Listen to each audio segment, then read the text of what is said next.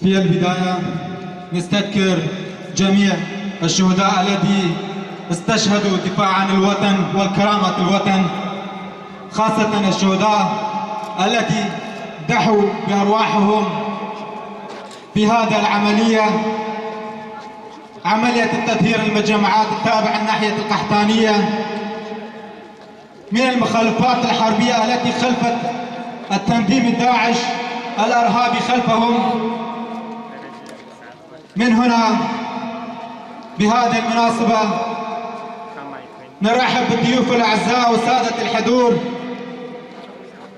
أعزائي الكرام، كما تعرفون نحن كوحدات المقاومة السنجار مثل أي قوة عسكرية وطنية شاركنا في تحرير أراضي الوطن، بالأخص أراضي السنجار المقدسة وقلعة الصمود المقاومة بروح فدائية وتحريرية.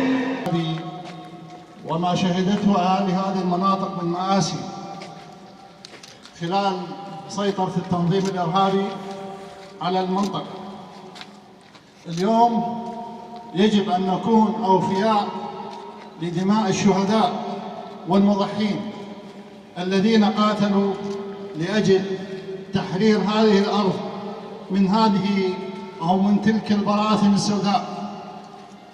إن الجريمة القذرة التي قام بها تنظيم داعش الإرهابي في سنجار ونواحيها وقراها ومنها كوجو وفي مناطق العراق ما هي إلا وصمة عار في جبينه، وما قام به من جرائم يندى لها جبين الإنسانية كلها من قتل وسبي وتهجير وسرقة وإجرام فاق كل إجرام، ظلت تلاحقه أينما وجد. واليوم وقد اندحر وولى هو وفكره الداعشي التفكيري الدموي وهزم في كل مكان. لابد اليوم أن نكون أوفياء لدماء الشهداء من قواتنا الأمنية البطلة بكل مسمياتها وتشكيلاتها التي قاتلت لأجل تحرير الأرض وإزاحته من هذه الأرض المباركة. يجب أن نعيد أهلها وأحبائنا إلى هذه المناطق. يجب أن نكون على قدر المسؤولية. يجب أن نتواجد يوما بعد يوم في هذه الأرض لكي نضمن عودة الأهالي إلى تلك المناطق.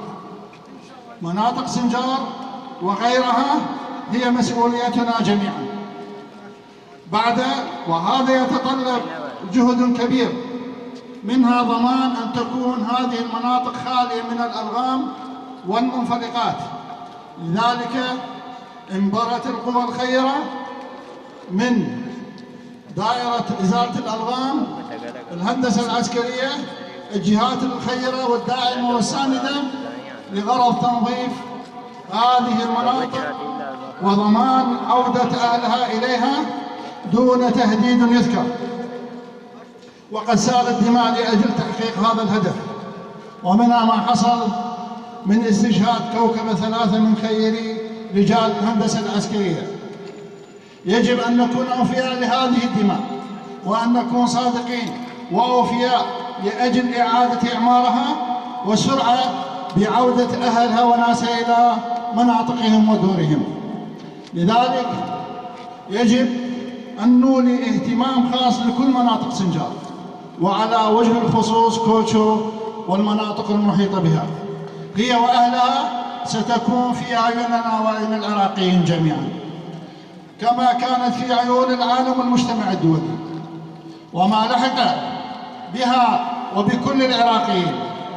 لذلك سوف نولي كل الاهتمام لأجل سرعة إنجاز إعمارها.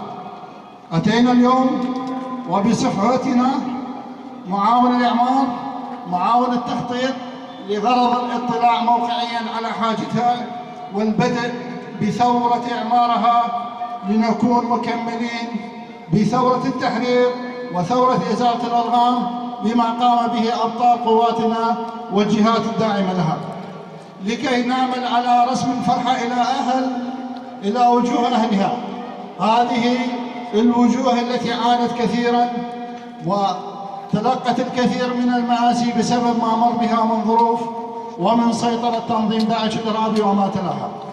لذلك سوف نعمل على ألفة التعايش السلمي، وهذا هو نهج الحكومة الاتحادية، رئاسة الوزراء، الأمانة العامة لمجلس الوزراء، وكان ممثل رئيس الوزراء في هذه المنطقة خير دليل على جدية هذه الجهة لأجل ضمان عودة هذه المناطق. شكرنا وتقديرنا إلى كل الجهات العاملة في هذا القطاع، شكرنا إلى كل من دعم وساند لأجل أن نعيد الأمن والاستثبات إلى هذه المناطق. الرحمة والخلود لشهدائنا وشهداء سنجار وشهداء كوتشو وشهداء العراق، والخزي والعار لداعش ومن والاه ومن أتى به. والسلام عليكم ورحمة الله وبركاته.